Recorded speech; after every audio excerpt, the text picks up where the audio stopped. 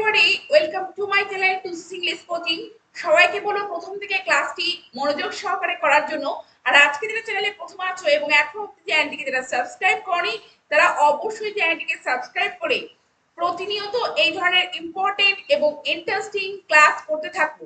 তো আজকে ক্লাসটি ভীষণ ইন্টারেস্টিং হতে চলেছে, কারণ আজকে এভার শব্দটি ব্যবহার করে এবং এভার রিলেটেড আরো বিভিন্ন ওয়ার্ড ইউজ করে আমরা কত ধরনের সেন্টেন্স ইংলিশে একে অপরকে বলতে পারি তা আজকে ক্লাসের মাধ্যমে আমরা দেখে নেব। তো ever, if ever, ever since, ever so, ever such, ever after, এই ওয়ার্ডগুলিকে আমরা ব্যবহার করে কত ধরনের ইংলিশ সেন্টেন্স আমরা একে অপরকে বলতে পারি তা আজকে ক্লাসের মাধ্যমে দেখে নেব। তো ক্লাসটি ভীষণ ইন্টারেস্টিং হতে চলেছে, তাই প্রথম থেকে শেষ অবধি ক্লাসটি মনোযোগ সহকারে করতে থাকবো।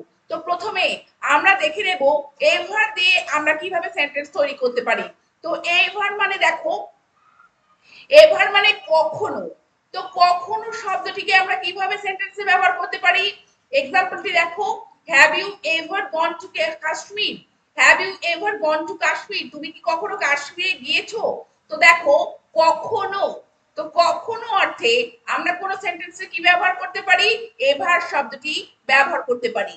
পরের এক্সাম্পলটি দেখো, do you ever dream about achieving your goal? তুমি কি কখনো তোমার লক্ষ্য পূরণের স্বপ্ন দেখো? তো দেখো কখনো, তো কখনো অর্থে কি আমরা কি ব্যবহার করব? এভার ব্যবহার করব। সেজন্য দেখো, do you ever dream about achieving your goal? তো দেখো এভার ড্রিম, যে কখনো কি স্বপ্ন দেখো? তো কখনো অর্থে আমরা কিন্তু এভার ইউজ করতে পারি। এবার দেখো ইফ এভার, তো এই ওয়ার্ডটিকে আমরা কিভাবে ব্যবহার করব? যদি কখনো। তো ইফ এভার মানে যদি কখনো। এবার কয়েকটি এক্সাম্পল দেখো, if you ever visit Kolkata, তুমি যদি কখনো কলকাতা ভিজিট করো, বা if you ever go to Kolkata, যদি তুমি কলকাতায় কখনো যাও, you must visit science city, তুমি অবশ্যই কি করবে? সায়েন্স সিটি কিন্তু দেখবে। তো ইউ মাস্ট ভিজিট, তো তুমি অবশ্যই সায়েন্স সিটি ভিজিট করবে। তো এখানে দেখো ইফ এভার, তো ইফ এভার ইউও বলা যেতে পারে, আবার ইফ ইউ এভার এভাবেও কিন্তু বলা যেতে পারে। তো ইফ এভার মানে যদি কখনো। পরের এক্সাম্পল দেখো, if you ever go to the market, যদি তুমি কখনো বাজারে যাও, bring some tamarinds from me for me, তো আমার জন্য কিছু তেঁতুল নিয়ে এসো। তো দেখো ট্যামারিন্ড বলতে কি তেঁতুল, তো যদি কখনো, তো যদি কখনো তুমি বাজারে যাও তো আমার জন্য কিছু ট্যামারিন্ড নিয়ে এসো, তো তেঁতুল নিয়ে এসো। পরের দেখো, পরের এক্সাম্পলটি দেখো, if Rathin ever goes to a fair, he taste jalebi, তো দেখো যদি কখনো রথিন মেলায় যায়, হি টেস্ট জিলাপি, সে জিলিপি টেস্ট করে। তো দেখো ইফ এভার বলতে যদি কখনো, তো যদি কখনো অর্থে আমরা সেন্টেন্সে কি ব্যবহার করতে পারি? ইফ এভার ব্যবহার করতে পারি। এবার দেখো এভার সিন্স, এভার সিন্স মানে কোন সময়, পাস্ট, পাস্ট কোন একটা সময় থেকে এখনো কোন কাজ চলছে বা কোনো কিছু চলছে সেটাই বোঝাতে আমরা এভার সিন্স ব্যবহার করি। দেখো continuously since the time mention, কোন একটা পার্টিকুলার টাইম থেকে এখনো অবধি কোনো কিছু চলছে বোঝাতে আমরা কিন্তু কি ব্যবহার করি? এভার সিন্স ব্যবহার করি। তো দেখো কেমন ভাবে example, once Rathin was beaten by a dog, একদা একটা সময় রথিনকে কি করেছিল? একটা কুকুরে কামড়েছিল।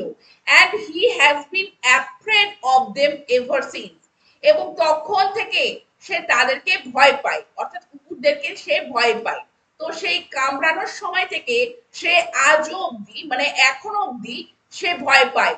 তো এই অর্থে যে এভার সিন্স কোন একটা পার্টিকুলার টাইম থেকে এখনো অবধি বোঝাতে আমরা কি ব্যবহার করি? আমরা ব্যবহার করি এভার সিন্স। এবার দেখো এভার সিন্সে পারফেক্ট টেন্স কিন্তু ইউজ হয়, কেননা কোন একটা পার্টিকুলার টাইম থেকে এখনো অবধি, তো সেই জন্য এখানে কিন্তু পারফেক্ট টেন্স ইউজ হয়। পরেরটি দেখো, Rupam has had a scooter ever since he was 18, অর্থাৎ রূপমের একটা কি আছে? স্কুটার আছে 18 বছর বয়স থেকে। তার তো 18 বছর বয়সে যে স্কুটারটা কিনেছিল, তো তার এখনো অবধি স্কুটারটা আছে। তো সেই দেখো Rupam has had a scooter ever since he was 18, 18 বছর বয়স থেকে তার এখন একটি স্কুটার রয়েছে। তো এভার সিন্স মানে কোন একটা পয়েন্ট অফ টাইম থেকে এখনো অবধি কোনো কিছু চলছে বা কোনো কিছু আছে বোঝাতে আমরা এভার সিন্স ব্যবহার করব। এবার দেখো এভার সো, এভার সো মানে ভেরি, খুব। তো সেই অর্থে আমরা সেন্টেন্সে কিভাবে এভার সো ব্যবহার করতে পারি? Ritu looks ever so smart, ever so smart. তো ঋতুকে খুব স্মার্ট দেখায়, তো ঋতু লুকস ভেরি স্মার্ট না বলে আমরা কিন্তু এভার সো স্মার্ট বলতে পারি। তারপরে দেখো we feel ever so hot at this time, এই সময়ে আমরা খুব গরম অনুভব করছি। তো দেখো উই ফিল ভেরি হট না বলে এভার সো হট আমরা কিন্তু বলতে পারি। তো ভেরি না বলে আমরা সেই জায়গায় কি ব্যবহার করতে পারি? Ever so. পরের পয়েন্টটি দেখো, পরের এক্সাম্পলটি, this math is ever so easy, এই অঙ্কটা খুবই সহজ। তো দেখো ভেরি ইজি না বলে আমরা কি বলতে পারি? Ever so easy, ever so easy. তো ভেরি অর্থে আমরা কি ব্যবহার করতে পারি? Ever so. এবার পরের পয়েন্টটি দেখো, এভার সাচ, এভার সাচ মানে রিয়েলি, সত্যিকারের। তো দেখো Rituma is ever such a nice woman, তো ঋতুমা সত্যিকারের একজন সুন্দর মহিলা। তো দেখো Rituma is really a nice woman না বলে Rituma is ever such a nice woman আমরা কিন্তু এভাবেও কোনো সেন্টেন্স বলতে পারি। পরের এক্সাম্পলটি দেখো, Ratul is ever such a kind person that he always helps the poor, Ratul এমন এক ধরনের, এমনই মানে সত্যিকারেরই রাতুল কি একজন দয়ালু মানুষ, তো যে সব সময় দরিদ্রদের সাহায্য করে। তো দেখো এখানে এভার সাচ মানে Ratul is really a kind person, তো রিয়েলি না বলে আমরা কিন্তু কি বলতে পারি? Ever such, ever such. পরের পয়েন্টটি দেখো, এভার আফটার বা ফর এভার, তো তার মানে হচ্ছে চিরকালের মতো বা চিরদিনের মতো। সেক্ষেত্রে আমরা এভার আফটার বা ফর এভার ইউজ করতে পারি। তো এক্সাম্পলটি দেখো, আফটার ম্যারেজ মালা লিভড হ্যাপিলি এভার আফটার, বিবাহের পর বা বিয়ের পর মালা কি করেছিল? চিরকালের মতো সুখে শান্তিতে বা আনন্দে কিন্তু জীবন কাটিয়েছিল। তো দেখো এভার আফটার চিরকালের মতো বা চিরদিনের মতো বলতে এভার আফটার আমরা যেমন ইউজ করতে পারি, আবার ফর এভারও ইউজ করতে পারি। কেমন ভাবে দেখো, আফটার দেয়ার সন্স ডেথ, তাদের ছেলের মৃত্যুর পর they move to London forever, তারা চিরকালের মতো লন্ডনে চলে গিয়েছিল। তো দেখো ফর এভার বা এভার আফটার, তো চিরকালের মতো বোঝাতে আমরা কিন্তু কি ব্যবহার করতে পারি? এভার আফটার বা ফর এভার। পরের পয়েন্টটি দেখো, অ্যাজ এভার, অ্যাজ এবং অ্যাজ এভার, তো কম্প্যারিজনের ক্ষেত্রে আমরা কি পজিটিভ ডিগ্রি অ্যাজ এর সাথে আমরা কি ব্যবহার করতে পারি? এভার, তার মানে হচ্ছে বরাবরের মতো।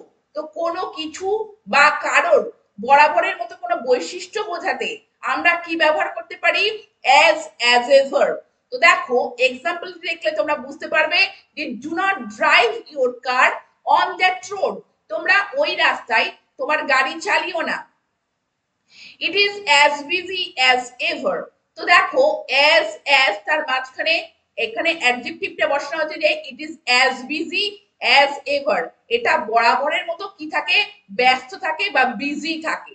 তো দেখো এখানে কিন্তু it is as busy as ever. তো কোনো কিছু কম্প্যারিজনের ক্ষেত্রে যে বরাবরের মতো কিছু কারোর কোনো কিছুর বৈশিষ্ট্য বোঝাতে আমরা কি ব্যবহার করতে পারি? অ্যাজ এবং অ্যাজ এভার। পয়েন্ট দেখো, ডোন্ট বিলিভ হার ওয়ার্ড, তার কথা বিশ্বাস করো না। She is as cunning as ever, সে বরাবরের মতো ধূর্ত। তো দেখো অ্যাজ কানিং অ্যাজ এভার, তো অ্যাজ এবং অ্যাজ এভার এর মাঝখানে আমরা কোনো অ্যাডজেক্টিভ বসিয়ে কোনো কিছুর বৈশিষ্ট্য বা কারোর কোনো বৈশিষ্ট্য বরাবরের মতো সেটি বোঝানোর জন্য আমরা অ্যাজ এবং অ্যাজ এভার ব্যবহার করে কোনো সেন্টেন্স এইভাবে আমরা বলতে পারি। তো তোমরা দেখলে যে ever, ever after, ever so, ever such এবং অ্যাজ এভার ব্যবহার করে আমরা কত ধরনের সেন্টেন্স ইংলিশে একে অপরকে বলতে পারি বা আমাদের লেখাতে প্রয়োগ করতে পারি। তো তোমরা এই ধরনের সেন্টেন্স অবশ্যই একে অপরকে বলতে থাকো ইংলিশে, আর নিজেদের লেখাতে প্রয়োগ করো। আর চ্যানেলটিকে সাবস্ক্রাইব রেখে প্রতিনিয়ত এই ধরনের ইম্পর্টেন্ট এবং ইন্টারেস্টিং ক্লাস করতে থাকো। Thank you very much, thank you for watching this video.